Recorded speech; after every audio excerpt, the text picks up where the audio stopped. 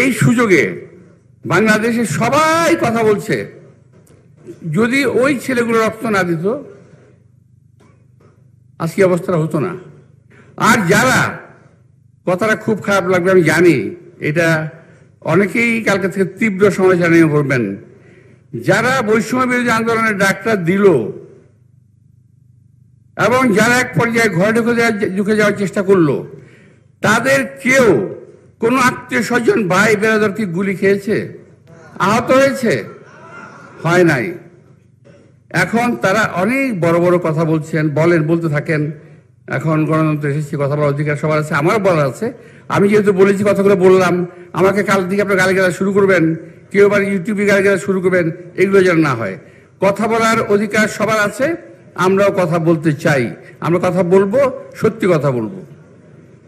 বাড়ির সামনে দিয়ে আজকে বেশ কিছু মিছিল গেছে আমার, এটাই আমার শেষ বক্তব্য। বেশ কিছু মিছিল গেছে। তো বহুদিন 16-17 বছর মিছিল আওয়াজ তো পাই না। আমার বাড়ি একটু রাস্তার পাশে, ভালো লাগে না, একটু দেখি না কারা যায়। তো খবর নিলাম যে ওখানে আওয়ামী লীগের ভালো ভালো মিছিল যাচ্ছে। আপনারা বিশ্বাস করতে পারেন, নাও করতে পারেন, কথা বলা দরকার, বলে দিলাম।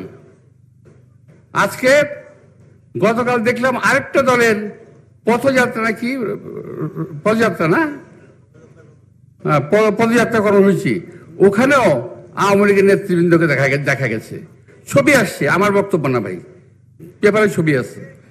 তো যাই হোক, আমরা আওয়ামী লীগের বিরুদ্ধে কথা বলবো, আবার আওয়ামী লীগের নেতৃবৃন্দকে মাথায় করে নাচবো, তাদের আশ্রয় প্রশ্রয়ে দেশ বিদেশে ঘুরে বেড়াবো, এটা তো হতে দেওয়া যায় না।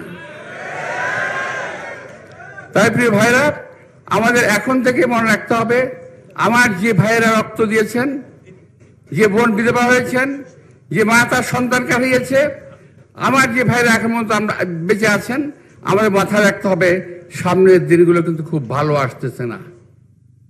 আজকে আমাদের রাজনৈতিক এই অবস্থার মধ্যে থেকে ঘোলা পানিতে মাছ শিকার করার চেষ্টা করা হচ্ছে। আমরা ইনশাল্লাহ এটাকে আমরা রোধ করব, যাতে এই দেশে একটা সহজ সরল গণতন্ত্র আসে এবং আমরা ভোট দিতে পারি। আমি বলছি না বিএনপিকে ভোট দিয়ে জয়যুক্ত করেন, আমরাই ক্ষমতায় যাব, এমন কথা আমার নেতা বলে নাই, আমরা অ্যাক্টিং চেয়ারম্যান বলে নাই, আমরাও বলছি না। কথা হলো যে একটা নির্বাচন আমরা চাই, ভালো একটা নির্বাচন, যে নির্বাচনের পরে দেশের সব মানুষ ঐক্যবদ্ধ হবে, একসঙ্গে হয়ে কাজ করে দেশটাকে এগিয়ে নিয়ে যাবে। আপনাদের সবাইকে আন্তরিক ধন্যবাদ। আসসালামু আলাইকুম।